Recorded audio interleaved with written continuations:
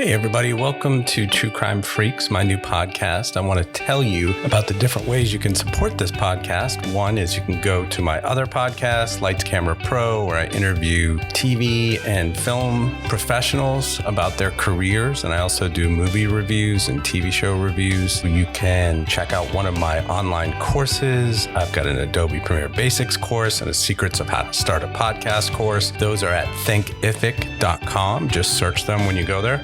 We also have a merch store. Just search the podcast at teespring.com and check out our hoodies, t-shirts, and mugs.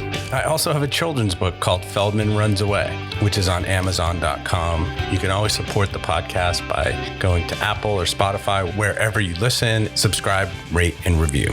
This podcast does have graphic content. I hope you enjoyed today's episode. Thanks, everybody.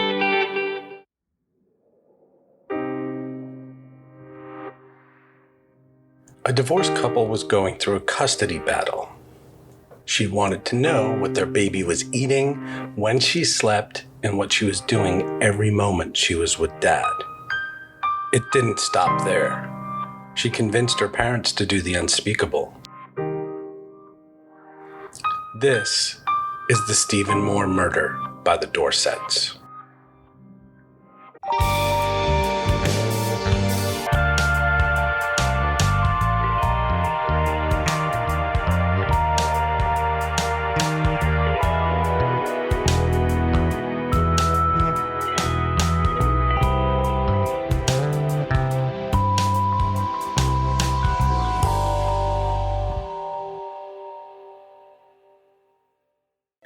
This podcast is based on a Dateline episode, Family Affair, and articles from Cinematic, Murderpedia, and Philadelphia 10.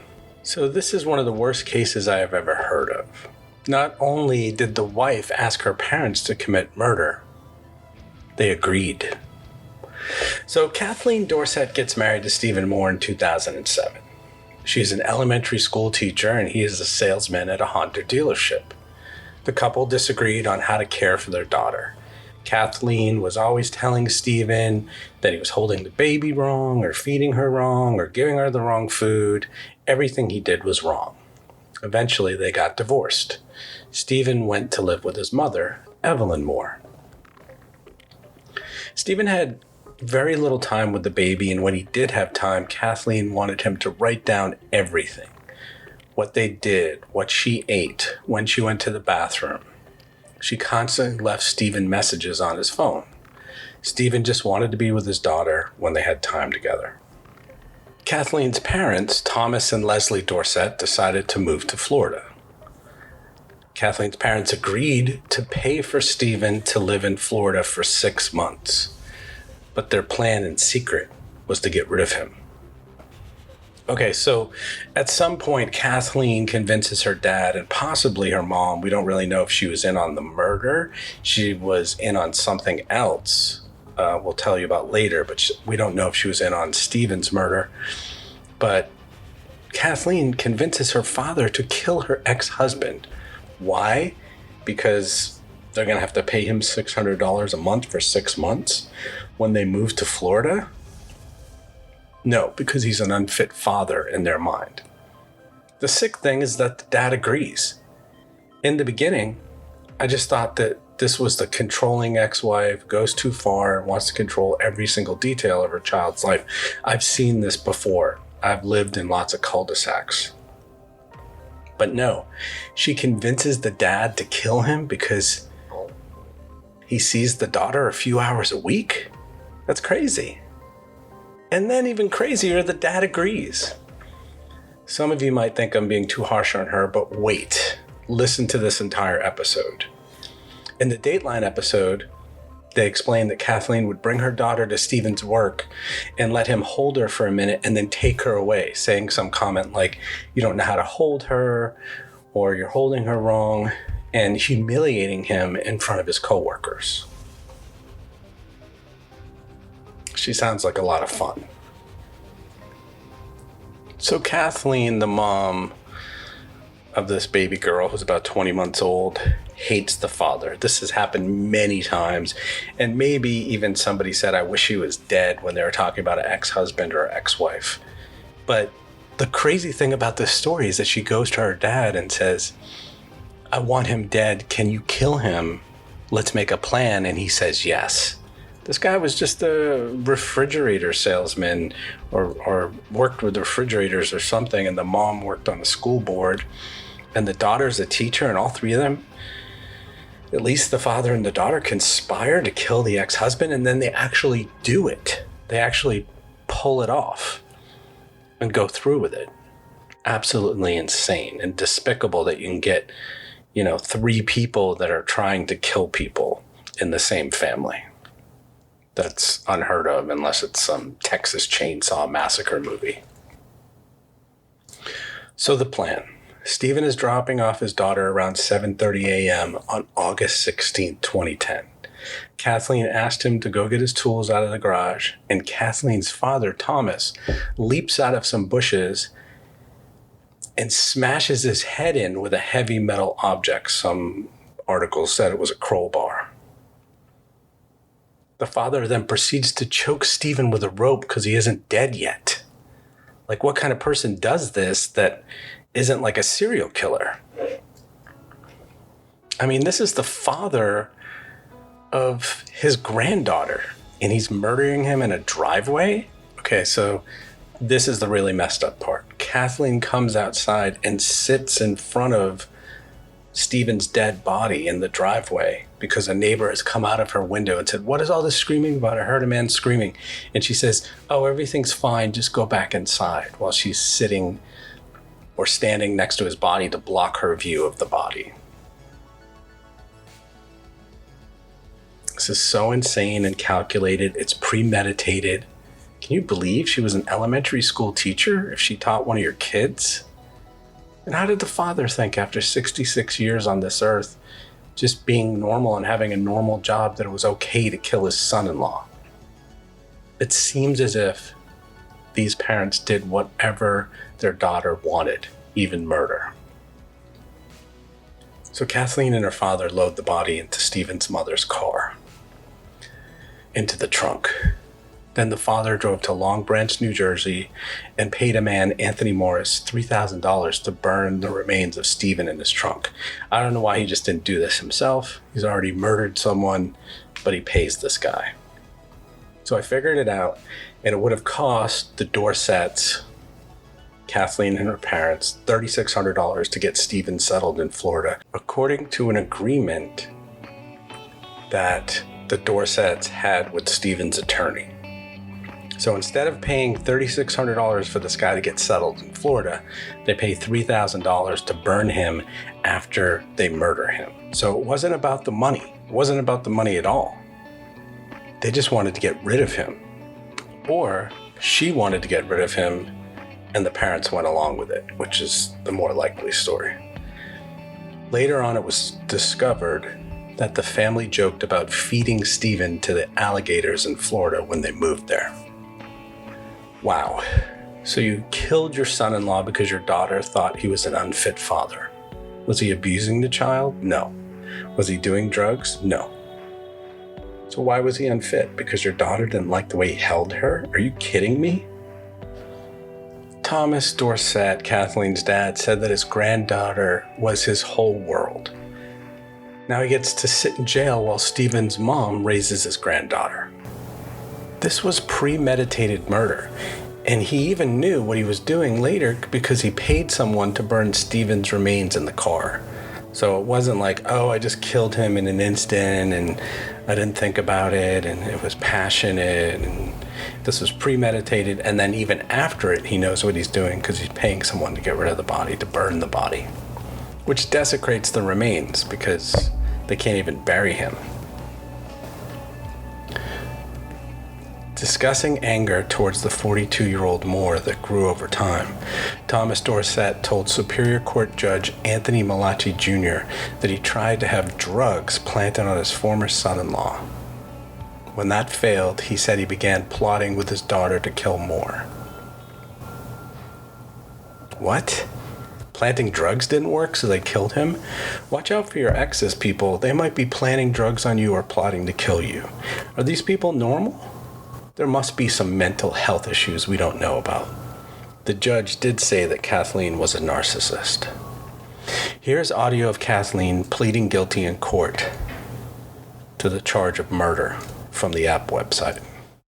On August 16, 2010, at approximately 7:30 a.m., Stephen Moore came to my residence, 10 Lockwood Place, Oakhurst, New Jersey. For a scheduled drop-off, our door was approximately 30 minutes prior to Stephen's arrival. He texted me that he was on his way. When he arrived, I told Stephen to go get his tools in the back. I took my daughter into my house, knowing all the time my father was back there waiting to kill him. As I was changing Elizabeth's diaper, I heard screaming coming from the driveway. By the time I secured my child and ran outside, Stephen was in the driveway, lying in the driveway. I sat down next to him in order to shield him from view of my next-door neighbor, Janice Crane, who was yelling out her window, asking what was wrong. I repeated several times to Janice that everything was all right and that she should shut her window. All right, slow down, because the reporter's going to have trouble following you, okay? Take a breath and continue to go slowly. After my conversation with Janice concluded, I insisted my father would lifting Stephen's body into the trunk of my ex-mother-in-law's vehicle. My father drove off with the car, and shortly thereafter, he telephoned me to meet him at Rudy's restaurant in Lombard. I met him there and then followed him to another location in Lombard. In the vehicle, was Stephen's dead body, and it was abandoned. I then drove my father home. After we had arrived at my residence, we cleaned up the area where Stephen was killed, and my father drove away with the cleaned up items. I know that he disposed of everything in the dumpster. I know now that he disposed of everything in the dumpster at Rudy's restaurant. We find out later on that the judge says that Kathleen Dorsett had crocodile tears, where every single time she was supposed to feel guilty about something she did in the courtroom, she would just cry, but they weren't real tears, they were manufactured tears. Okay, so the father, after the daughter is charged and arrested, the father is found in the parking lot of his attorney's office after trying to commit suicide. He tried to ingest refrigerant while sitting in his car. He was unsuccessful. They were able to revive him. This is Thomas Dorsett, Kathleen's dad. Okay, so it gets even worse. After they killed the son, Stephen, Kathleen's mom, Leslie, 68, tried to put a hit on Stephen's mom, Evelyn. Okay, let me repeat that. One of the two grandmothers put a hit out on the other grandmother. Kathleen's mom puts a hit out on Stephen's mom. Kathleen Dorsett admitted that she enlisted the help of her mother to hire a hitman to kill Evelyn Moore while making it appear she died from a diabetes-related incident. The hitman turned out to be an undercover investigator. The goal was to kill her, meaning Stephen's mom, because we were afraid she was going to testify, Leslie Dorsett told a New Jersey judge during a hearing in Freehold, New Jersey. The Dorsetts were also reportedly unhappy because Evelyn Moore was awarded custody of her young granddaughter after the murder of her son. So I don't know if you understand that, but after the father, Thomas, and Kathleen are arrested and in jail, they do not let the grandmother do not let Kathleen's mother have custody of the baby. They let Stephen's mother. So they were upset about that, and they wanted to kill her, and they also wanted to kill her so that she wouldn't testify. The plot unraveled after Leslie Dorsett handed over an envelope filled with cash to the hitman she thought she was hiring to kill Evelyn Moore. He was an undercover cop who had been tipped by Kathleen Dorsett's cellmate. Okay, so the thing that's incredible about this case, I don't know if you realize it, and it took me a minute for me to realize it, is that not only does the daughter, Kathleen, go through with murder, but the father joins her, which is crazy because it's two people in the same household. But then also the mother, Leslie, agrees to put a hit on Stephen's mother. It's not enough to kill Stephen. They also want to kill his mother. They want to kill two people, an entire family that's only people left in Stephen's family, and they just want to wipe them out so they can just have their baby to themselves. Well, guess what? They all went to jail and nobody gets to see the baby. So don't kill anybody so you can see your baby 100% of the time.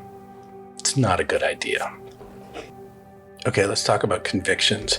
On May 2013, Kathleen Thomas and Leslie Dorsett pled guilty to all the charges against them. Kathleen was sentenced to 30 years in prison for murder and 20 years for attempted murder on the mom, Evelyn, and 8 years for conspiracy. She is serving her sentences, running consecutively. She'll be eligible for parole in 2057. She'll be 83 years old. Because of her incarceration, the New Jersey Department of Education has stripped Kathleen of her teaching certificates. You will no longer be able to teach if you kill your ex-husband and try to kill her mom. Thomas Dorsett was sentenced to 30 years for murder and 15 years for conspiracy to commit arson. He is serving his sentences and he will be eligible for parole in August 2040. He will be 93 years old. Leslie Dorsett, Kathleen's mom, was sentenced to 7 years for conspiracy to commit murder. She became eligible for parole in 2016 and has now been released. I looked it up. There's not a lot of information about Leslie Dorsett. I'm sure she's incredibly embarrassed and humiliated and ashamed of what she's done. And she's kind of like not on the public's radar. There have been no interviews. People really don't even know where her address is. So she's kind of hiding out. Okay, one last crazy thing for this episode. According to Philadelphia 10, which is a news station, Thomas Dorsett, who ran a refrigeration business, gave a nearly 30-minute statement in which his voice cracked frequently in the courtroom. "I don't have the words to say how sorry I am," he said. Maybe that's not even the right word. I know I lost my mind that day, and now I've lost my granddaughter. I haven't used the daughter's name during this podcast because I don't know if she wants to be involved as she gets older. It is several years later, so I'm not using her name. One of the detectives poked holes in Dorsett's description of himself as a kind and caring man, pointing out that investigators interviewed co-workers and friends who said that he referred to Moore as the monkey and vowed to kill him. So this was all fake. He was always just a jerk. The prosecutor's office has been unbelievable in their prosecution in support of me and my family. Evelyn Moore said after court, "I feel that Stephen has gotten justice today." Okay, so just wrapping this up, this is a crazy situation because you had 3 people from the same family either committing murder or conspiring to commit murder, and that is very, very rare unless it's some made-up horror movie. So this is a very chilling episode. I could not believe that 3 people who function normally in society for so many years, 38, 66, 68 years, could go off and conspire to murder people just because they didn't like just because they didn't like the way that they raised their granddaughter when the guy was only seeing her like once or twice a week for a few hours. Thanks for listening, guys. See you next week in the next chilling episode of True Crime Freaks, you freaks. Thanks so much. Sean signing off. Hey everybody, welcome to True Crime Freaks, my new podcast. I want to tell you about the different ways you can support this podcast. One is you can go to my other podcast, Lights Camera Pro, where I interview TV and film professionals about their careers. And I also do movie reviews and TV show reviews. You can check out one of my online courses. I've got an Adobe Premiere Basics course and a Secrets of How to Start a Podcast course. Those are at thinkific.com. Just search them when you go there. We also have a merch store. Just search the podcast at teespring.com and check out our hoodies, t-shirts, and mugs. I also have a children's book called Feldman Runs Away, which is on Amazon.com. You can always support the podcast by going to Apple or Spotify, wherever you listen, subscribe, rate, and review. This podcast does have graphic content. I hope you enjoyed today's episode. Thanks, everybody. Thanks to Joseph McDade for the music. I will see you next time in the next chilling story on True Crime Freaks. Thanks for listening, everybody. Have a great day. I'm Sean Ventura. Take care.